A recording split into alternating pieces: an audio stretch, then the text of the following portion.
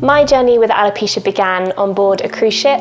I trained as a performer at a couple of colleges, and I found this tiny bit of hair loss at the top of my head in my cabin. From there, it gradually grew into 3 other spots, and then progressively, all my hair had fallen out. So that was about 5 years ago now. I'm now on my journey where I can accept who I am and raise awareness and help others. Having alopecia is a real challenge. I won't beat around the bush and say that it's not. It's a very hard journey to go through, but I hope that sharing my story will help others. I think acceptance is key with your journey. It's an autoimmune disease where your body is just doing what it wants, it rejects your hair, and the follicles just fall out. So if you can accept your alopecia, I think that's the key, and then you can go from there in trying different wigs, trying different makeup, trying different styles, seeing what works best for you, and then going from there. Choosing a wig. So there are so many wigs out there.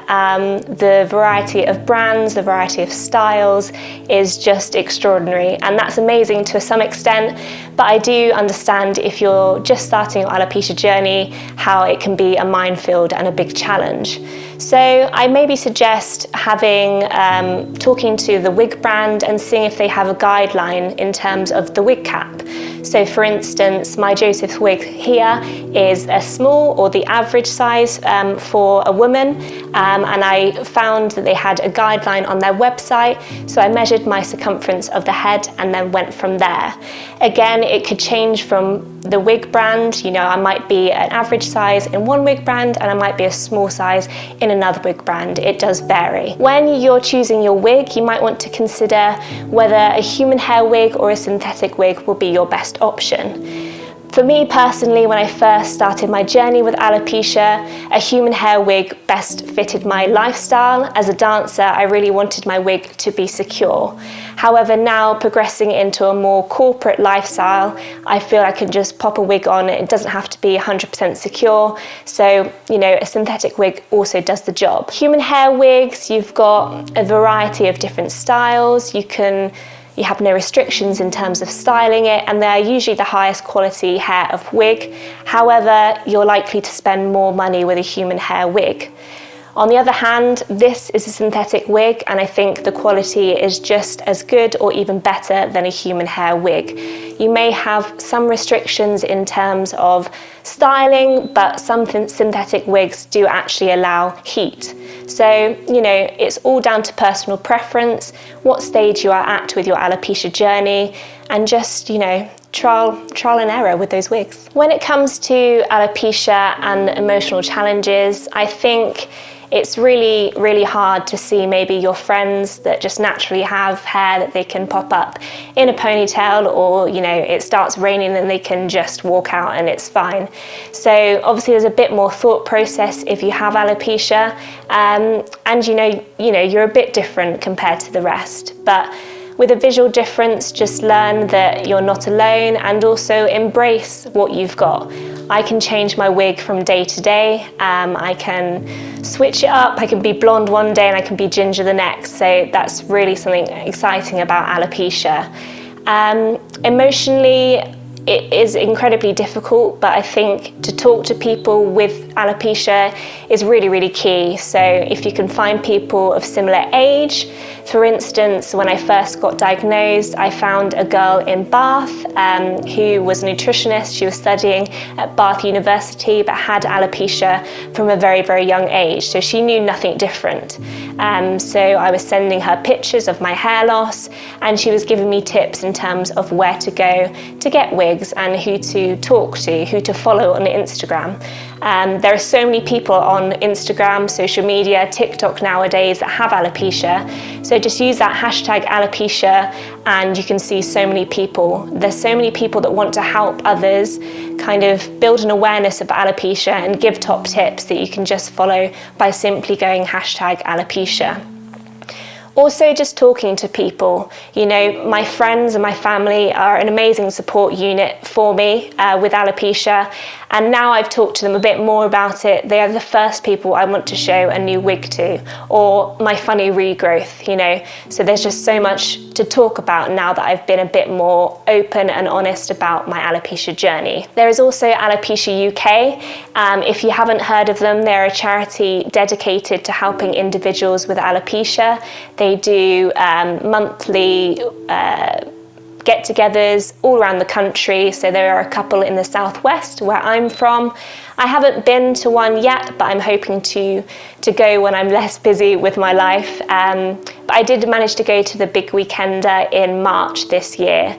And to be in a room full of people, young, old, men, women, children, that are going through exactly what you're going through, it's an emotional time, but it's amazing to see that people are willingly walking around with their bald heads out, and it's just fascinating to see. So if you can go and check out their website and see if you can go to any of their events that they've got coming up. There is a September meetup in London that I hope to go to. Just see if you can, you know, get to any of the events that Alopecia UK run. So going out without a wig in public is a daunting aspect. Some people aren't ready to do that, and that is completely okay. I, at the moment, only go to the gym without a wig on, and I am actually wearing a cap, and sometimes I do work calls without my wig. However, when you put a wig on, the confidence you feel, it's just amazing. You know, I can wear my red wig and no one's going to know. And I think that's definitely something that I like to portray to those people out there with alopecia. People that don't know about alopecia and don't know you're wearing a wig really don't know that you're wearing a wig. There are so many high quality wigs out there that you just don't know that people are wearing a wig anymore. So if you feel like you can go out and brave the bold, please do. But if you can wear that wig and feel confident and feel yourself again, that's what wig providers are trying to achieve. Self-care is definitely something that I am pushing for, especially in this year, 2023. I made it my goal to feel more comfortable in myself, and I do believe that self-care is a huge part of that. So for instance, I'm making sure that I'm reading each night and putting that phone down. Even though I'm so involved with social media and TikTok, it's really good to put that phone away and just leave yourself and read a book if you can. I understand that reading a book sometimes isn't people's kettle of fish, so if you like exercise, try and do a 20-minute walk and then go to some gym sessions.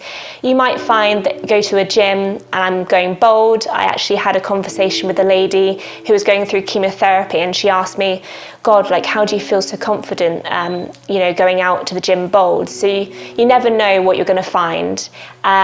Also with self-care and, my wigs, I make sure that I dedicate a day that I want to wash my wigs, really make sure that I'm using the shampoo and conditioner properly and a deep condition of those wigs. So self-care for myself and also self-care for those wigs as well. So when it comes to society and judgment of alopecia, I think there's slightly a lack of awareness with alopecia.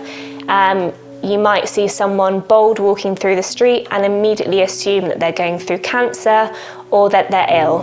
It's not necessarily the case, as with myself. I, at the moment, am a 24-year-old girl who doesn't have any illnesses. I just have an autoimmune disease that's beyond my control, which attacks my hair follicles. So it's just that lack of awareness where people think that bald means ill or through cancer, and it's not necessarily the case. Also, when it comes to judgment, I've had a few people kind of say it's just hair, and I really would like those people to kind of go through what I've been through and see how they feel, because it is just hair. Yes, it's factually correct, however, it impacts your life so differently. 5 years ago, I didn't ever think that I'd be in this position. I thought I'd be still dancing on a cruise ship, and I can still do that. Now I've learned that maybe I can go back on a cruise ship if I want to.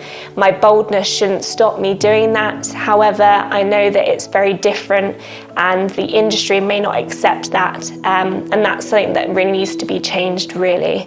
I think that There is a lack of awareness with alopecia that needs to be improved, and doing this today hopefully will have a little bit of an impact to help people understand that alopecia is a thing. It's not people that are ill, and it's something that our body cannot control. The biggest thing that I've learned with alopecia is that you're not alone. When I was going through it at the very beginning stages, I was in a very isolated environment, and I thought I was the only person that was going through it.